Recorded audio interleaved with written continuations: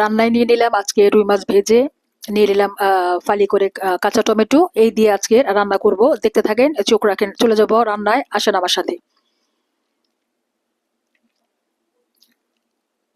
অন্যদিনের মতো চেয়ে আজকে একটু ভিন্ন রান্না করব। তেল দিয়ে দিব, পেঁয়াজ দিয়ে দিব, তারপর আমি আস্তে আস্তে তরকারিটা রান্না শুরু করব। এই হচ্ছে আজকে কাঁচা টমেটো দিয়ে রুই মাছ।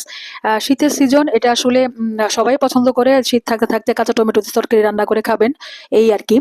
তো পেঁয়াজগুলি ভাজা ভাজা হয়ে যাওয়ার পর আমি কাঁচা টমেটোগুলো দিয়ে দিলাম। এখন এটাকে মেখে মোটামুটি পরবর্তী মাছের জন্য চলে যাব। দিয়ে দিলাম একে একে পেঁয়াজ রসুন বাটা, হলুদ, মরিচ, লবণ, দিয়ে দিব সামান্য একটু পানি। তারপরে এটাকে কষিয়ে নিব। কষিয়ে নেওয়ার পরে পরে আমি মাছটা দিয়ে দিব। এই হচ্ছে, দেখতে থাকেন। 10 মিনিটের মতো আমি তরকারিটা একটু জাল করে নিলাম।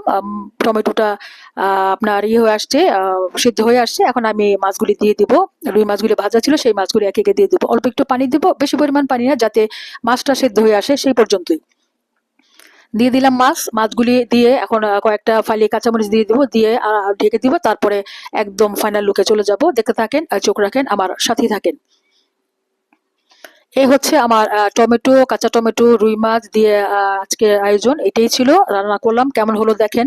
আর আমার চ্যানেলটা যারা সাবস্ক্রাইব করে না, করে দিবেন এরকম নতুন নতুন ভিডিও পাওয়ার জন্য। তো আমার পাশে থাকলে আমি নতুন নতুন ভিডিওগুলো আপলোড করব। তো সেই পর্যন্ত আপনারা ভালো থাকেন, সবাইকে ধন্যবাদ, অনেক অনেক ধন্যবাদ।